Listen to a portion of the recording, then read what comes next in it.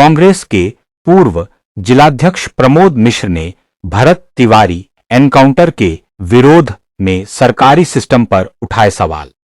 कांग्रेस नेता ने अदालत की सुनवाई के बगैर ठोको नीति पर बिहार के सम्राट चौधरी सरकार और यूपी के योगी सरकार को घेरा। देखिए और क्या क्या बोले कांग्रेस नेता। आदम जी ने एक शेर लिखा था बहुत पहले कि जिस शहर के मुंतजिम अंधे हो जलवा गाह हों, उस शहर में रोशनी की बात बेबुनियाद है और ये नई पीढ़ी पे निर्भर है, वही जजमेंट दे फलसफा गांधी का मौजू है या नक्सलवाद है।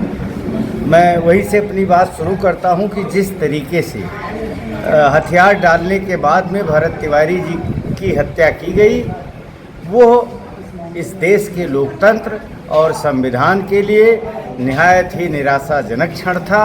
और हम ये मांग करते हैं इस अंधी और बहरी सरकार से कि भरत तिवारी के परिवार को मुआवजा दिया जाए और उनके परिवार के जो बुजुर्ग माता पिता हैं उनके भरण पोषण की व्यवस्था की जाए। ये सरकार की नैतिक जिम्मेदारी बनती है क्योंकि सरकार के कारिंदों ने गलती की थी।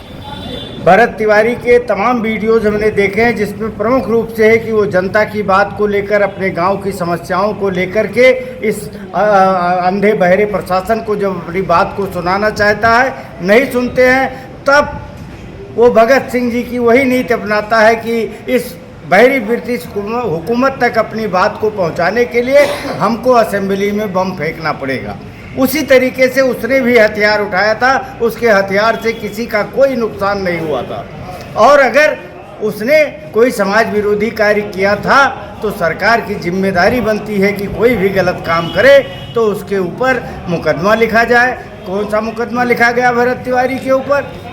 और आत्मसमर्पण करने के बाद में जिस तरीके से उसकी हत्या की गई, ये बिहार का और इस भारतीय जनता पार्टी के सरकार का एक नया मॉडल लागू हो रहा है। और कई मॉडल आपने देखा कि अयोध्या मॉडल है, जिस तरीके से वहाँ अयोध्या में चंदा चोरी की गई, मंदिर के धन को लूटा गया और कोई एफआईआर नहीं दर्ज हुई। ऐसे ही भरत तिवारी को दिन दहाड़े पूरे गाँव के सामने गोली मार दी जाती है और अभी तक कोई एफआईआर नहीं दर्ज की गई है। ऐसी सरकार से हम और जनता से क्या अपेक्षा की जाए? सरकार से क्या ऐसी अपेक्षा की जाए जो दिन प्रतिदिन लोकतंत्र की हत्या करने पर आमादा हो? चाहे वो मीनाक्षी नटराजन का प्रकरण रहा हो, चाहे वो बंगाल में तोड़फोड़ का प्रकरण रहा हो, चाहे वो महाराष्ट्र का प्रकरण रहा हो, आज ये बिहार का प्रकरण है, उत्तर प्रदेश का प्रकरण है। आप देख रहे हैं कि हर तरीके से सरकार हर मोर्चे पर नाकाम है।